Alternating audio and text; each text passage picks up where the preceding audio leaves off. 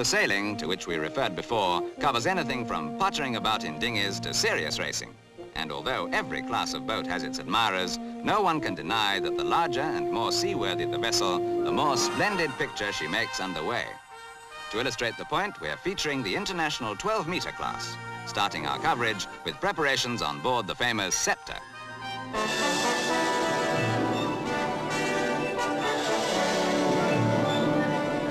We've picked on an actual race only because of the opportunity it presented of getting 7 of these beautiful boats together.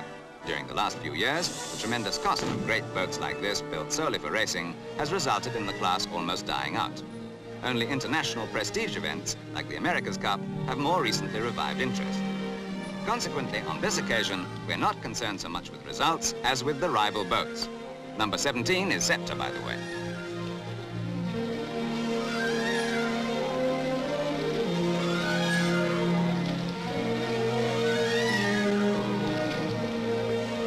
"12 metres first appeared on the scene in 1908, when, with sailing boats very much larger, they were referred to as sturdy little cruisers. Today, they're the largest racing class afloat. If you wanted to build one, the cost would be in the region of £30,000 to £40,000, with £1,000 of that going on the mainsail alone. Number 14 is Sceptre's great rival, Flicker 2.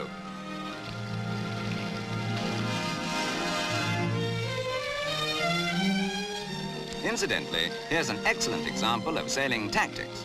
Balking in reverse, or, without getting technical, sailing behind an opponent to capture his wind and thereby collapse his sails.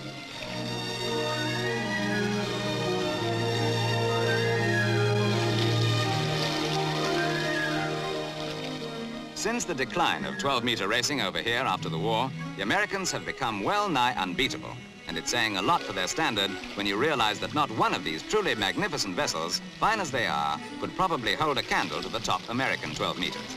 In fact, Norsaga, number 16, is being used by the Red Duster Syndicate as a research vessel in their preparations for a future America's Cup challenge.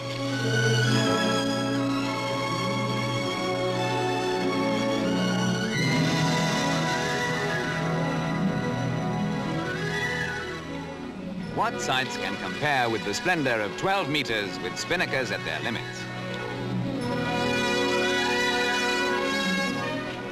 Another illustration of the tremendous cost of these boats is that under the strain of regular racing, the sails are generally renewed every year. And just look at the size of these. However, thanks to a few real enthusiasts, the fight goes on, and 3 designers are at the moment producing plans for new potential America's Cup challenges. Meanwhile, in keen competition like this, our helmsmen and crews are gaining the experience that will one day enable them to bring the cup back to these shores.